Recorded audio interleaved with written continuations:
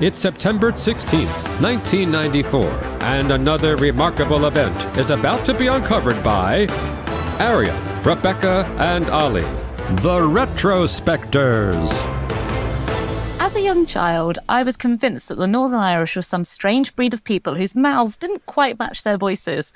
And that was because whenever certain prominent Northern Irish politicians appeared on the news, they were dubbed over by actors, a weird quirk of a broadcasting ban that was lifted on this day by Prime Minister John Major. And it all began on the 19th of October in 1988 when the British Home Secretary at the time, Douglas Hurd, issued a statement to the Independent Broadcasting Authority banning the broadcast of statements from representatives or supporters of 11 Northern Irish organisations, both political and military. And though the ban affected both Unionist and Republican groups, it was pretty clear that its intended target was Sinn Fein, the political party that's so often associated with the IRA. And there had, in 1988, been a lot of IRA attacks, so there was pressure on the government to do something.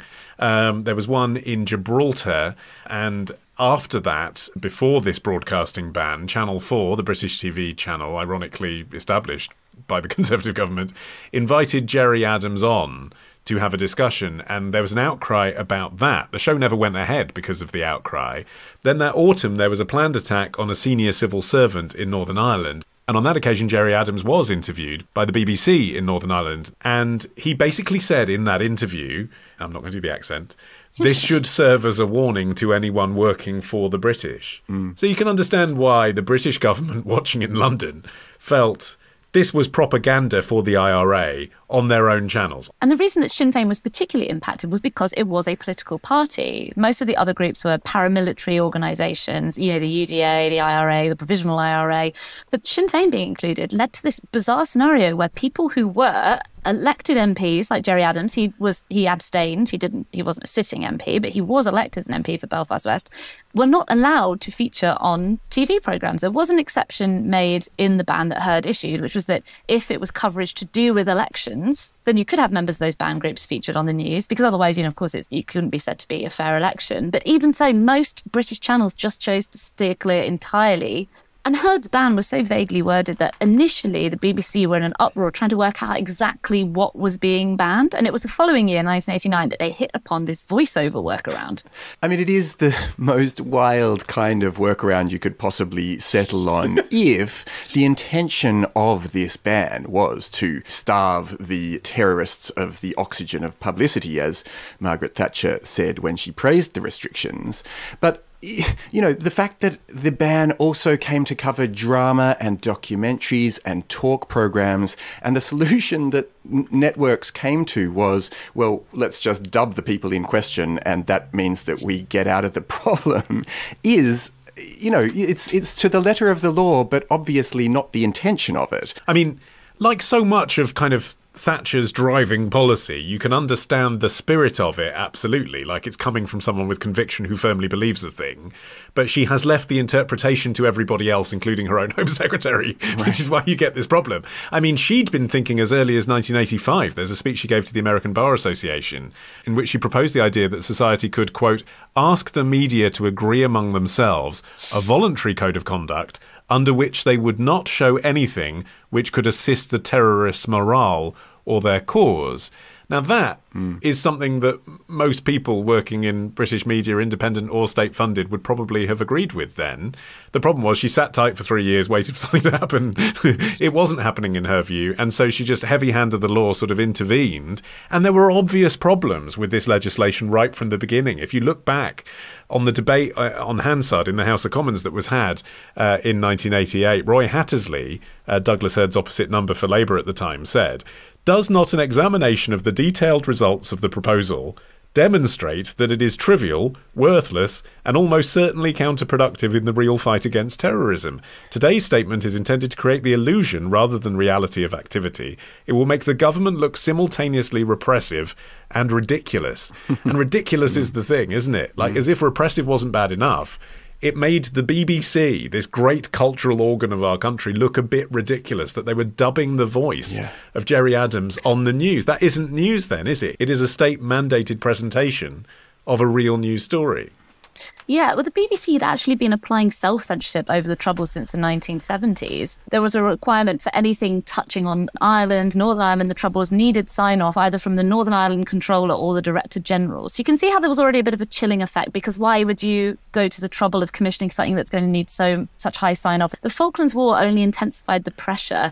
There was this big movement during the conflict where the government and the right-wing press were applying this pressure to TV channels, programmes, even to individual journalists, accusing them of being unpatriotic if they weren't reporting what the government wanted them to report. So there was already this atmosphere of, the British press and the media needs to be in line with the British government. And then, of course, the IRA attacks only made this more intense. In March 1988, Thatcher said, "I believe that everyone, the media included, has a bounden duty to do everything that he can to see that those who perpetrated the terrible crimes that we saw on television and that disgusted the whole world are brought to justice." So it was really, putting it out there, you're either with the terrorists or you're with us. But through it all, they just end up looking ridiculous. And, thinking about that kind of surreal, farcical quality that was settled on, there was one case where a journalist called Peter Taylor was allowed to make a documentary about the inmates in the Maze prison, in which the prisoners were allowed to discuss their personal lives and everything that they were doing in the prison. But one section was deemed subject to the ban and had to be revoiced, and that was when the IRA prisoners' food spokesperson complained about the size of the prison's sausage rolls. Just like, why is that the bit that needs to be subject to a revoice? It's just nuts. And there had to be a huge amount of clarification from the government. For example, about whether or not a reporter standing outside where a bombing had happened could report what Sinn Fein had said about the bombing. They weren't allowed to show the clip of Sinn Fein saying it themselves, but there was a clarification that said, yes, you are allowed to report exactly what was said, because that's what a newspaper does. That's fine. What's harming the country is seeing people say in their own words the thing. And it's like, what? I mean, when you read something in a newspaper or hear a reporter say what they said, you are in any case imagining the person saying it. I mean, it's such a weird and small distinction anyway. Yeah, it's really underestimating the common person. And it also attracted a lot of criticism of the BBC from the international community at all ends of the spectrum. So you had the USSR and its allies like Cuba who are openly mocking the BBC. This is state censorship. This is the thing that you accuse us of. And also complaints from other governments that the BBC should also refuse airtime to their chosen domestic troublemakers. So they're saying, if you're not going to let the IRA speak on camera, then you can't interview this terrorist group in our country, which was obviously going to bleed into international reporting. It does seem like the vast majority of BBC executives and journalists were good soldiers. They did go along with it. The one instance of a serious backlash was after the BBC refused to air a documentary that they had made because it contained interviews with Sinn Féin's Martin McGuinness and the DUP's Gregory Campbell. That prompted a one-day strike by the National Union of Journalists. It does seem particularly perverse to greenlight a documentary and then ban it after you've done it.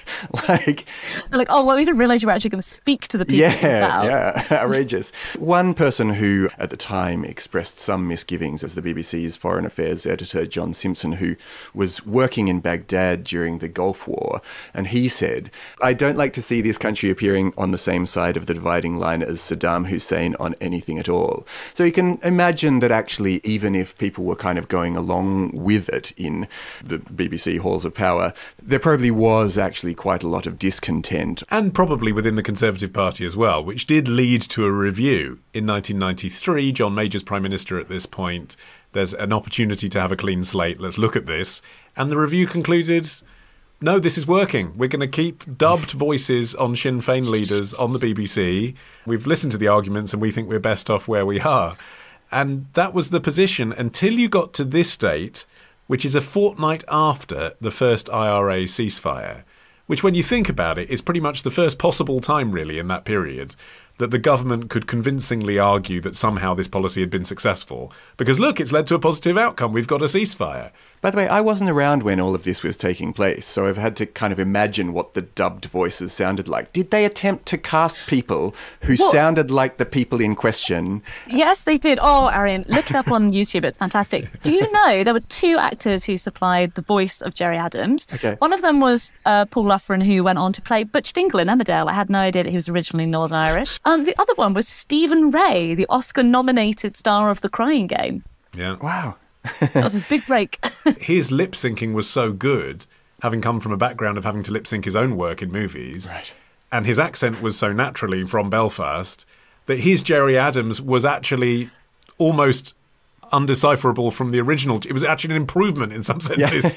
Yeah, to be effective, they really should have had someone doing a sort of mocking accent going, "We've always said that dialogue and engagement are important."